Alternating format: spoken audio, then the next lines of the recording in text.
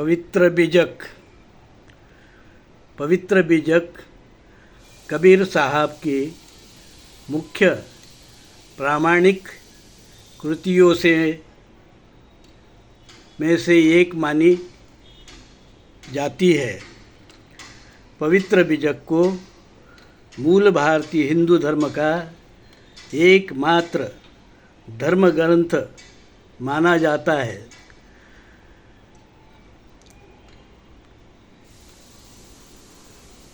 बीजक के पद मुख से कहते गए।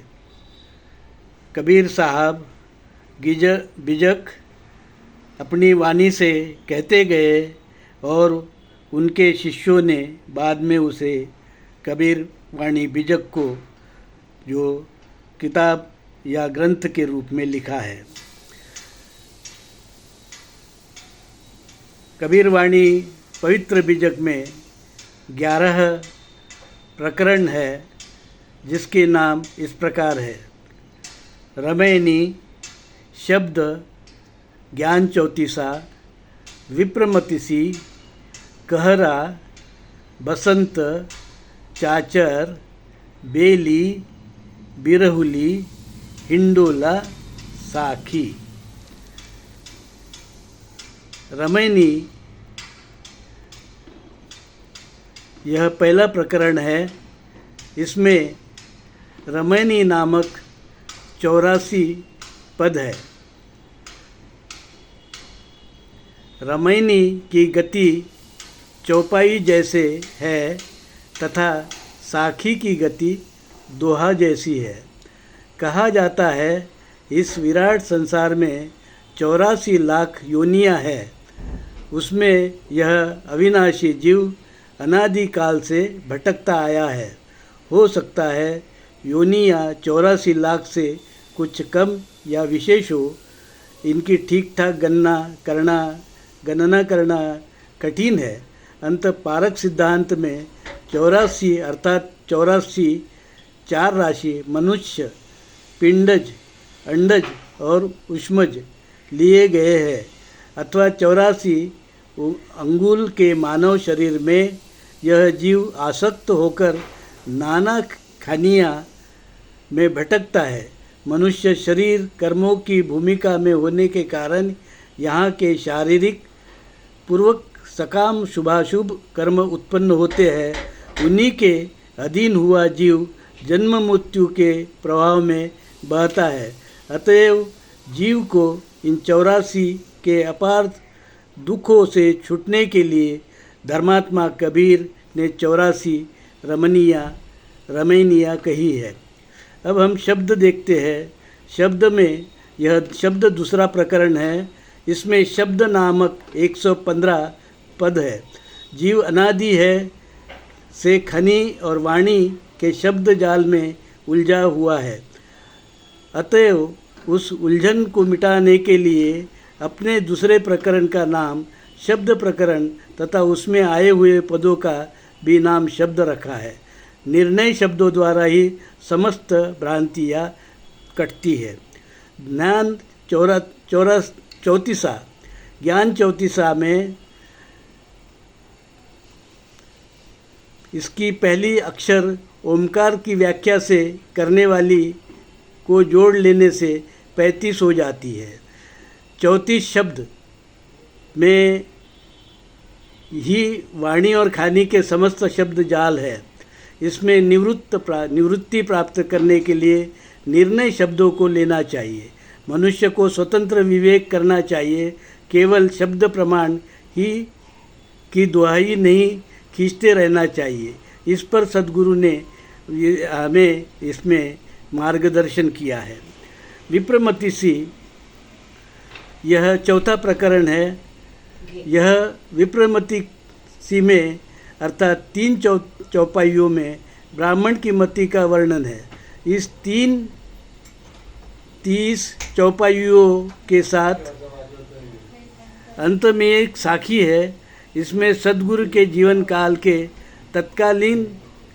तत्कालिक ब्राह्मणों के चरित्र का सुंदर चित्रण है।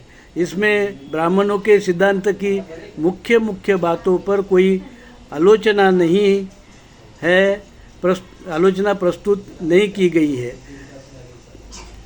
प्रत्युत के इन सिद्धांतों के अनुकूली चर्चा करते हुए उनमें आए हुए स्वार्थ, दंभ, पाखंड, दुष्ट आचरण, हीन भावना तथा दोष पक्षों का भी उपलक्ष्य पूर्वक आलोचनाएँ की गई है।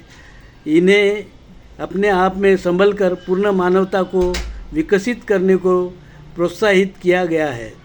इसमें यह बताया गया है कि संसार में जड़ और चेतन दो पदार्थ है। उन दो जड़ और चेतन को छोड़कर अन्य कोई जाति वर्ण नहीं है, अर्थात पृथ्वी, जल, तेज, वायु आप से बने हुए शरीर भी सबके एक समान है और चेतन हंस राम ही सब में एक समान है। जीव के नाते प्राणी मात्रा सजाती है और मानव मात्रा सजाती है। पवित्र आचरण वाला ही श्रेष्ठ है, हीन आचरण वाला ही बुरा है। हीन व्यक्ति के साथ भी हमें मैत्रीपूर्ण भाव से बर्ताव करना चाहिए। कहरा, यह 5वां प्रकरण है जिसमें कहरा नाम के 12 पद है। उत्तरी भारत में एक जाति है कहार।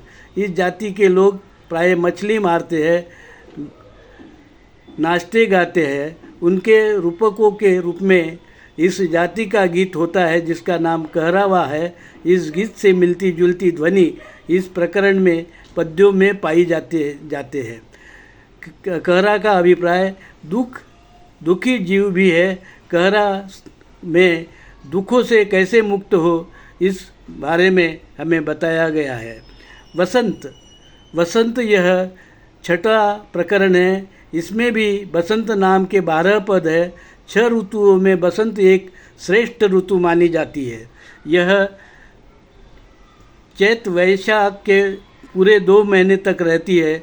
इसमें पेड़ पौधे को पुराने छाल पत्तियां गिरते हैं और नए छाल पत्तियां आते हैं। 18 भार वनस्पतियाँ इसी प्रकार प्रफुल्लित होती है। इसलिए प्राणी जगत में 12 महीने में वसंत लग रहे हैं। उस समय पुराने प्राणियों का मरना और नए जीवन का जन्म लेना और 12 महीनों में इस प्रकार से काम भोग में मनुष्य का न निमग्न होना चाहिए। इस प्रकार माया से विरक्त होकर अपने मूल रूप में मानव ने आना चाहिए, ये इसमें हमें बताया गया है। चाचर में यह 7वां प्रकरण है। इसमें चाचर नाम के 2 पद है। चाचर एक गीत है जो होली में गाया जाता है। होली में चाचर का फाग गाकर तथा पिचकारी में रंग भरकर एक एक को मारते हैं। माया किस प्रकार अपना अद्भुत रूप बनाकर तथा मोह की पिचकारी में विषय रंग भरकर लोगों को मार रही है, यह इस प्रकार से यहाँ बताया गया है। बेली यह 8वां प्रकरण है। इसमें बेली नाम के 2 पद है। बेली कहते हैं लता को, मोह की लता, मोह का माया जाल, दुख के फलते हैं। इसको चख कर जीव जन्म जन्मांतरों तक पीड़ा भोगते हैं। यह मोह लता ही जीवों को बांधती है। बिरहुली यह 9वां प्रकरण है। इसमें केवल एक ही पद है जिसका नाम बिरहुली है। जो प्रिय जन के वियोग से व्याकुल होते हैं उसे बिरह कहते हैं। इस प्रकार से बिरहुली शब्द विरही जीवों का संबोधन में रखा हुआ है, जो चेतन से हम अलग है और कैसे हम दुखी है इस बात का इसमें जिक्र होता है। हिंडोला यह 10वां प्रकरण है। इसमें हिंडोला नाम के 3 पद्य है। ब्रह्म का हिंडोला है। इसमें पाप पुण्य के 2 खंभे हैं। माया मेरु का मेरु है। लोभ घूमने वाला चक्का है। विषय इस प्रकार से विषय काम कील है। हाथ में पकड़कर इसको शुभ अशुभ के 2 डंडे में तथा कर्म में की पटरी में इस पर बैठकर कौन नहीं झूलता, इसलिए सावधानी से हमको झूलना है। यही इसमें धर्मात्मा कबीर साहब हमें बताते हैं। इस प्रकार अंत में साखी ज्ञान की इसमें ज्ञान के विषय में बताया गया है।